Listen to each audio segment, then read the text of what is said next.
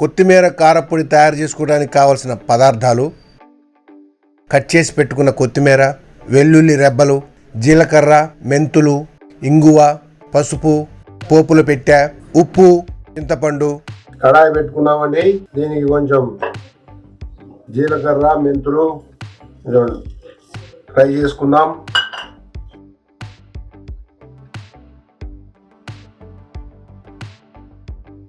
ఇక్కడ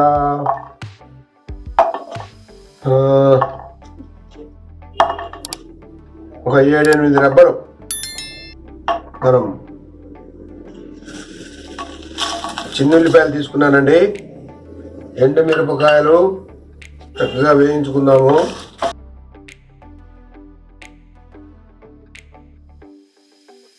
కట్ చేసి పెట్టుకున్న కొత్తిమీర,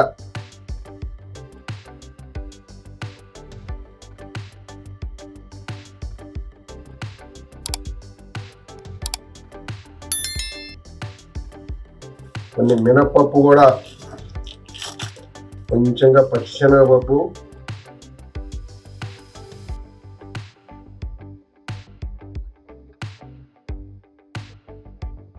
ఇందాక వేయించుకున్నటువంటి జీలకర్ర, చింతపండు వేసుకుందాము.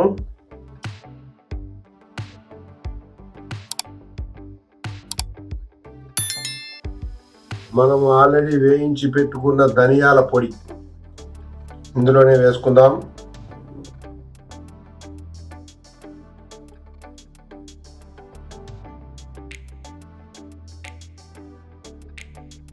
దీంట్లోనే అంత ఇంగు వేసుకుందాం. కొంచెం పసుపు వేసుకుందాం.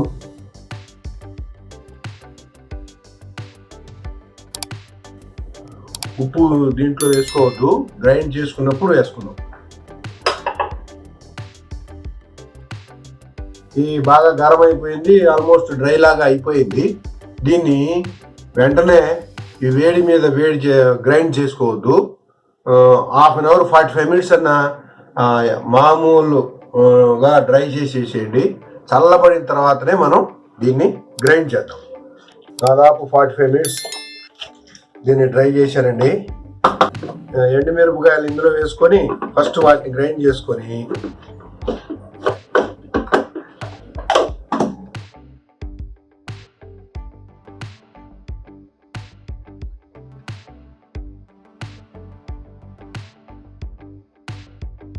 చాలా చక్కగా వచ్చిందండి. చూసారా, బాగా పౌడర్ అయిపోయింది.